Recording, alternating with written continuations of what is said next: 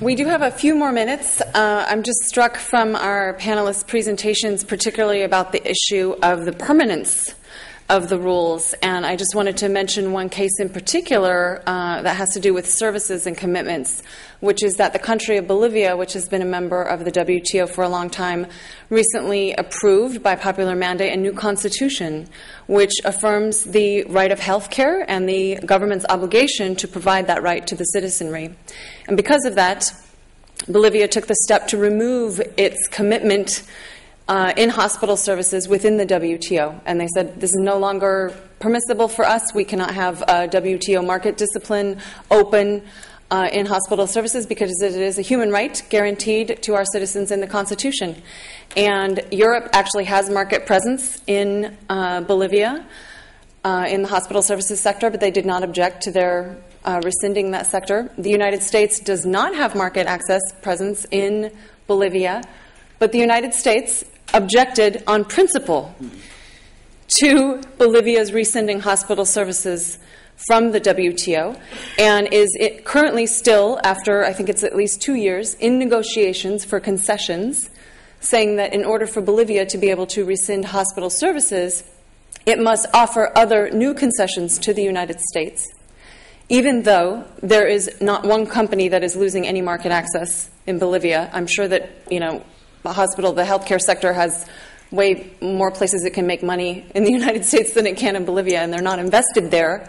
But on principle, and actually having talked with the U.S. negotiators about that, I said, don't you think this is a little ridiculous? Don't you think the principle should be that Bolivia's right to health care should come before the U.S.'s right to potentially in the future make money in Bolivia in hospital services? And they said, no, the principle is that they committed it and that they have to make a concession if they're going to take it back.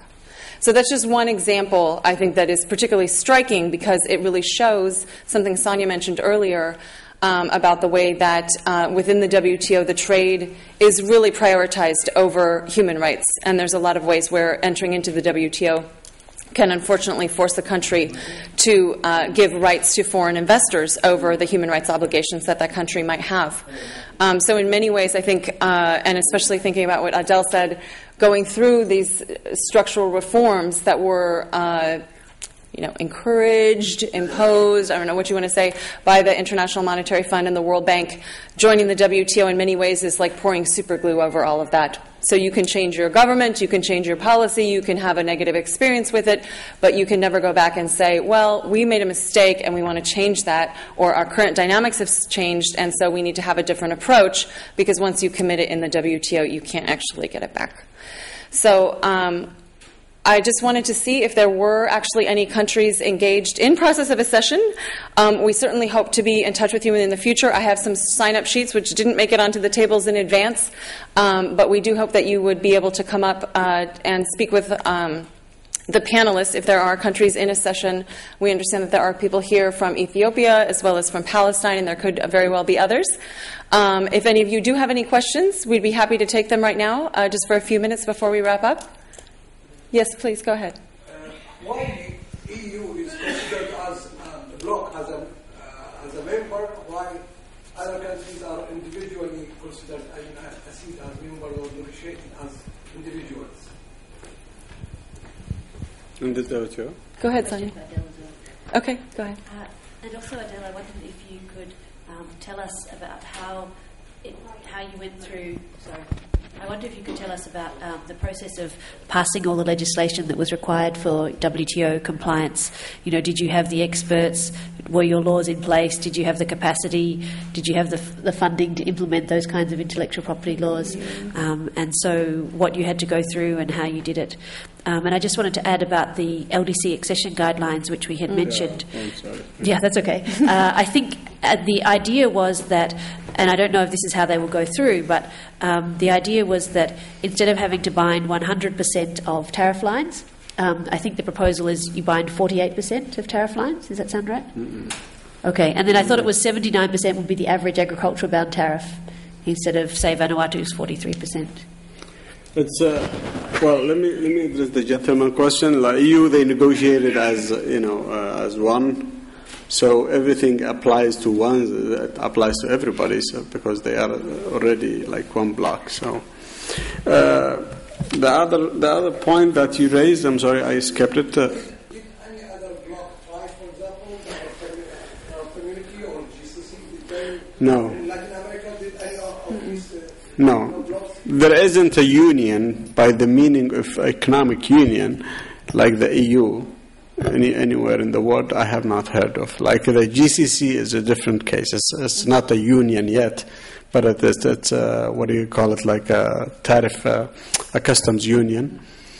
Other blocs in Latin America, they are associations, but no union, meaning that they do not apply the same rules in all countries. They do not negotiate them in unified form. So the EU is the only case, although there are still variations. So when we negotiated, for example, with the EU in the accession, you see that they have like different conditions in different country members. Even their commitments, you see that this is the commitment applied in those countries, and in those countries it's not applied, or different countries. But this is the way they did it as a union. For our legislative process, we had to do a lot of legislations, starting from IPR, more than 4 legislations, and passing through customs, TBT, SPS, agricultural things, and I think about 40 or 50 legislations were either amended or introduced. It required a lot of resources, but thanks God we had this assistance from the EU. It was very good support. We hired good lawyers and from inside the country, and we got international consultants to assist. In some cases, some of the members helped us to draft some laws, which is wrong. It shouldn't happen, but frankly speaking, this happens in many accessions, that you do not have capacities, and some member offers to draft your law, and you let them draft it, and you review it because they have capacities. It should have been the opposite. But anyway, it doesn't make a difference in real life, because we tried both sides. We draft the law, and then they have the right by the WTO agreement to review it before we issue it, before we pass it, before we even send it to the parliament. And in many cases, we send them the draft to the WTO secretariat and distribute it to everybody, and then you end up getting comments and requests from all members who are interested that, like, 200% of the law. So it changes totally, and you have to abide, because when they present them, and most of the time they say, okay, this is not in compliance with this article should be taken into account, this article should be said. So most of the time they are legitimate requests, and you have to take them. Sometimes they are not legitimate, and you should negotiate. So we did it. We had done it. I should admit that process was very important for us.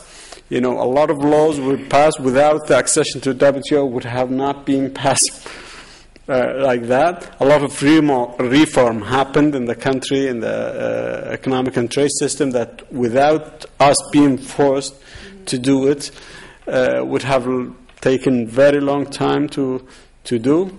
As I said, like in many countries, in many areas, not just telecom, but telecom is the best example for that.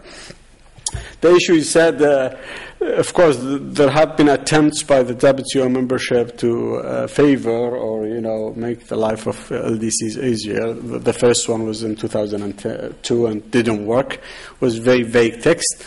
The recent one in last year in December, they agreed that text. And they started the negotiation about some benchmarks for tariffs. The latest news I had was difficult negotiations, and my convention, my belief is that will take us nowhere, because I can assure you 100% that members will never put a ceiling to their request, especially a low ceiling. Of course, they could put it like 100%, yes, like it. But as LDCs are aiming, or the ambitions, they're thinking that they can get like to put a ceiling, the benchmark as like what LDCs have achieved during the Uruguay, which is about 50%, 46 or 49, 50 for agriculture, and 79 for agriculture and 40 something for industrial goods. This is impossible for one good reason. Even if the big members agreed to do that, other LDCs in developing countries that have acceded to the WTO and paid a higher price than, or bound at less, they will object. Even LDCs themselves, because any decision that will come out now, it will only help people or countries that are coming. But the countries that have been exceeding, and exceeded since 96 till now have paid like high price. They will not benefit. Plus, so it's my assessment. It will not go anywhere. Sorry. Wow. Realistically speaking. Well, it's interesting because having come from the WTO ministerial in December, the proposed LDC accession guidelines package was highlighted as one of the most important achievements in terms of benefiting LDCs and showing how the WTO is so open to helping LDCs.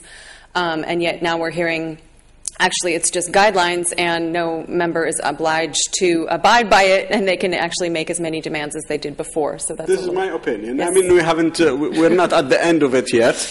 We still have until it's supposed to be out by June to agree, the negotiating group to agree on a benchmark and formula and everything by the deadline they set in the decision by June.